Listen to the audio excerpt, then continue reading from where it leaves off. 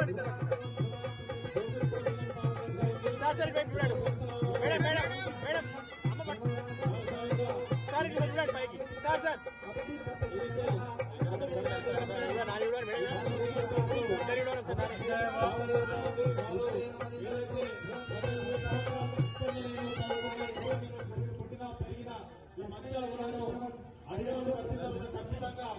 2 గంటల పాటు నిలిస్తానే ఒక బూత్ కార్యక్రమాన్ని చేపట్టడం జరిగింది.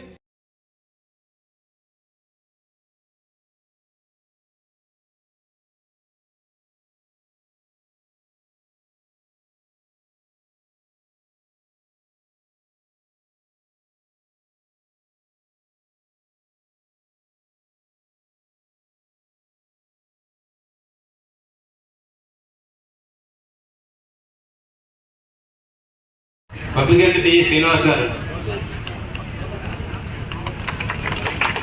ఏఈ రాజేందర్ గారు, ఏఈ రాజేందర్ సార్ గారు, మాస్టర్ సార్ గారు, మధుకర్ గారు,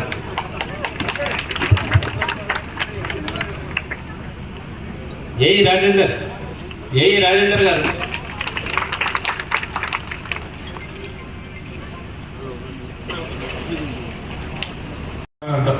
నీళ్ళు ఇవ్వడం జరుగుతుంది. ఖచ్చితంగా ఈ ప్రతిరోజు నీళ్ళు ఇవ్వడం జరుగుతుంది. ఆ నీళ్ళు ఇప్పుడు నల్ల కింద నేను చాలా సందర్భాలు చెప్పిన, ఇప్పుడు నల్ల బట్టి నీళ్ళ నీళ్ళు తాగి నా దోస్తులు నీళ్ళు తాగిన మీకు ఏ రకమైన ఇబ్బంది అవసరం లేదు. వాళ్ళకు కూడా చెప్పిన ఒక 2 నెలలు ప్రతి 3 నెలలకు ఒకసారి టెస్టింగ్ పంపించేయమని చెప్పడం జరిగింది. 2 నెలల తర్వాత సదరేంద్రం సంహారానికి ఒకసారి 10 నెలలకు టెస్ట్ చేసి ఏ రకమైన హాని కలగకుండా, ఏ రకమైన ఇబ్బంది కలగకుండా మీరు క్యాన్ల కోసం, పాకెట్ల కోసం ఎక్కడ కూడా అవసరం లేదు. ఖచ్చితంగా మీకు మంచినీళ్ళు మీకు వస్తాయి. ఇప్పటి నుంచి నా కోరిక ఒకటే, వాళ్ళకు చెప్పిన వాళ్ళు కూడా దానికి అంగీకరించిండ్రు. ట్యాంకర్లు అనేవి మంచిర్యాల మున్సిపాలిటీ ఇక్కడ కనబడదు నీళ్ళ కోసం. అదే ప్రతిజ్ఞ చేసిన ఆ ప్రతిజ్ఞ ప్రకారం ఇక్కడ మీ దగ్గరికి వచ్చినా తప్పకుండా దానికి సిద్ధంగా ఉన్నాం. అధికారులు కూడా సిద్ధంగా ఉన్నారు. వాళ్ళకి ఏ రకమైన ఇబ్బంది ఉన్నా, వాళ్ళకి ఏ రకమైన సహకారం అవసరమైనా పైనుంచి ఎవరెవరితో మాట్లాడి వాళ్ళకి అన్ని రకాల సహకారం ఇస్తే నేను సిద్ధంగా ఉన్నా. దాదాపు అంటే వాళ్ళు చేయగలరని గడిచిన 20 రోజుల్లో చూపించిన వాళ్ళు. తప్పకుండా ఇది సాధ్యమైంది, వాళ్ళు లేకుండా సాధ్యం కాదు. కాకపోతే ఇవాళ ఇక్కడ నిలబడే అర్హత మీరు ఇచ్చి నాకు ఇక్కడ నిలబడి మీరు తీసుకొచ్చింది కాబట్టి మీరు లేకపోతే నేను ఇక్కడ రాబోదు, నేను లేకపోతే వాళ్ళు నాకు సహకరించబోదు, పని కాబో.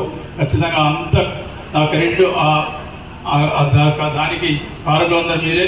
తప్పకుండా మీ జనం ఉన్న రోజు మీరు మేలు మీరు చేసిన నాకు ఏదైతే అవకాశం ఇచ్చారో మర్చిపోను.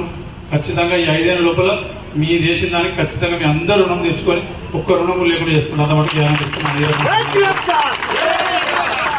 దాంట్లో భాగంగానే ఇక్కడ చెప్పడం అవసరం లేదో నాకు తెలియదు. ఒక 2 విషయాలు చెప్తాను.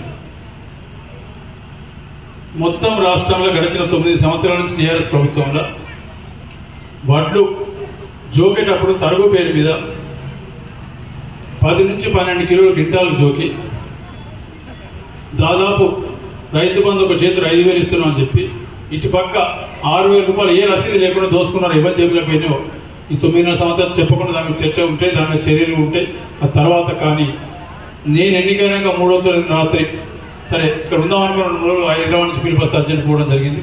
పోయినా కూడా ఇక్కడున్న రైతులను దృష్టిలో పెట్టుకొని, పంటలు స్టార్ట్ అయిన కోతలు స్టార్ట్ అయిన దృష్టిలో పెట్టుకొని అప్పుడు ఇక్కడున్న అడిషనల్ కలెక్టర్ గారికి కానీ కలెక్టర్ గారికి ఫోన్ చేసి 5వ తారీఖు నాడు ఫోన్ చేసి ఇప్పటివరకు ఏం జరిగింది కాదు, రేపటి నుంచి ఈ మంచిర్యాల నియోజకవర్గంలో ఒక్క గింజ కూడా ఎక్స్ట్రా జోకద్దు, రైతుల దగ్గర ఒక తాళ్ళు పెరిగినో దేని పేరు ఒక గింజ కూడా ఎక్కువ జోకద్దని చెప్పడం జరిగింది.